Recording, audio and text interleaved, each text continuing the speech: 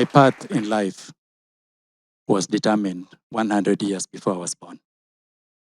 My name is Patrick Abungu, the son of Joshua Abungu Gauna, who was the son of Enoch Gauna Ogunde, who was the son of Ogunde Mawere, who was the father of Ogoyi Ogunde. My great-grandfather, Ogunde Mawere, moved from his birth home along the then Sesifly-infested shores of Lake Victoria to Ndwara village in Sakwabondo. When he got there, he found a vast bungu. Bungu is a vast bush. That's where my name comes from. Through sheer hard work and determination, he cleared the bungu and established a home and a vibrant community.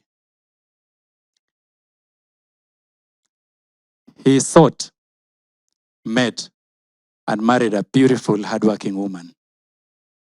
And together they not only established a home, but created a lot of wealth. It is said that my great-grandfather had so many cows that when the first one entered the homestead, after grazing in the evening, the last one will be 2 kilometers away. It is also said that they had so much that they had trenches built across outside the compound to discard excess milk. My great-grandmother, Obandanya Ngeyo, a beautiful lady, was a woman of great repute, a farmer. It said that her grains were always full throughout the year. She produced so much that she had excess that people will bring cows to barter for grain. And in that process, she added more to the already large stock. They were so generous. They welcomed travelers, visitors to their home, fed them, lodged them, and set them off the next day with food, enough food to complete their journeys. They had so much food, no wonder their children were healthy and strong. Their firstborn, Ogoyi, was the special one, the pride and joy of his parents. From an early age, Ogunde, my great-grandfather, had determined that Ogoyi would be the leader and would take the leadership mantle from him. So he brought him up as his heir. Life was good, very, very good, until Jobita came calling. Jobita is the Luo phrase for watu wa vita, or the people of war in English. They came to the village to recruit, and I'm using this word recruit with a lot of caution. It was conscription. So as history tells us, they came to recruit young men to go and to serve in the war. When they got to Ogoyi Ogunde Mawere's home, they demanded for Ogoyi. My great-grandfather pleaded and begged for his son to be spared because he didn't want him to go to a war that he did not understand. But they had to have him. They insisted.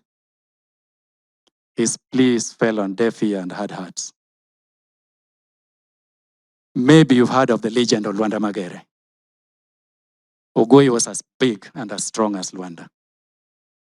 And I have a feeling that his strength and work ethics must have reached the ears of the conscriptors because they insisted of taking him. My grandfather remembered this very vividly as if it was happening the same day. He remembered his father pleading and begging for his son to be spared. He remembered the wailing and the cries when Ogoyi was being led away from that home to Maseno, which was the assembly point for the recruits. before they were assessed and dispatched. That was the beginning of the end for my family. Then the long wait started. Months, years. Could be a year, could be 2, could be 3.5. Then the young men who had been taken from the village to go and serve, some of them came back. My great-grandfather was anxious for the return of his son, or even some news about him.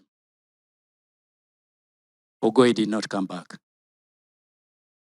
According to my grandfather, no dhito koduogo. Alienda na hakurudi. He went and didn't come back. My great-grandfather lost all meaning of life. From a wealthy man, he became a shell of his former self. He would sit on his 3-legged stool under a granary looking at the gate the whole day. Life had no meaning for him anymore. He was suspended between apprehension and mourning. He mourned his son to death, his death, and died a broken man with a broken heart. The mother of Bandanyangeyo, the woman of plenty, who had trenches to discard milk, lost hope in everything. Wealth did not mean anything to her anymore. The pain in that home was too much to bear. So she took the remaining members of her family and relocated to Alwar, a Catholic mission station. Lived there, died there, is buried there away from her home, the home that she had worked so hard to establish. She chose scarcity instead of plenty, but pain. The home broke. My grandfather remembered this and talked about it so vividly as if it happened yesterday. He made sure that the memories of his brother, of his father, the pain of his family will not go in vain. And he did this by telling the story over and over and over again to his children. When we came along, his grandchildren, he repeated the same story to us numerous times before he died. He wanted them to be remembered. I remember listening to my grandfather telling the story for hours without tiring. It stirred something in me. The story got printed in my heart and raised a lot of questions on my mind. I wanted to know more. Alienda wapi? Where did he go? Where did he go? Who did he go with? What was the situation? What were the conditions? Are there people who went and never came back, like him? How are their families dealing with the pain that I could detect from my grandfather's voice? At that point, although my father wanted me to be the doctor, I knew I was going to be a historian. To research, to find out for my family and the other families who are going that kind of trauma.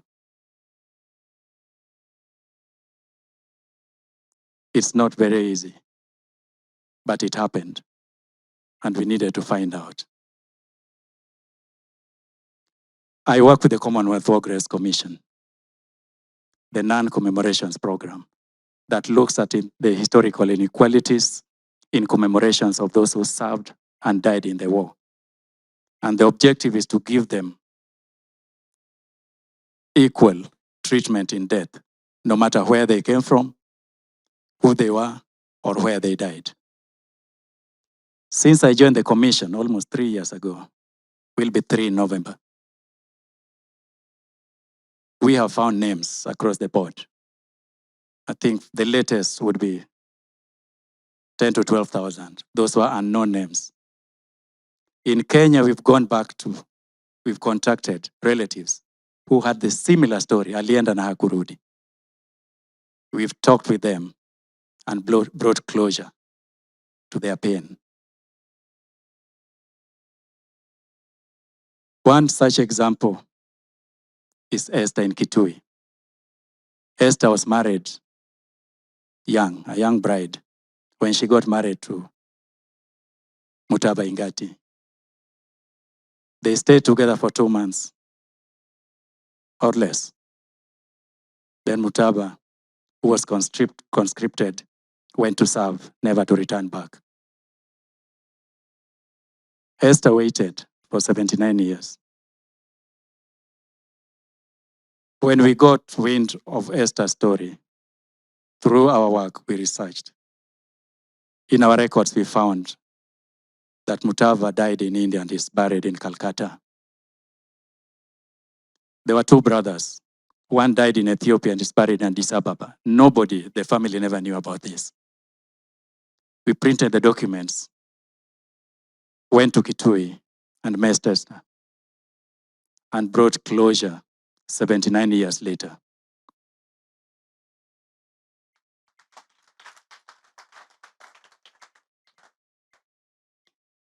I'm still searching for clues that will bring closure to my own family with my great uncle. My great uncle seems to have disappeared in thin air once he got to Maseno. I've told this story to my son.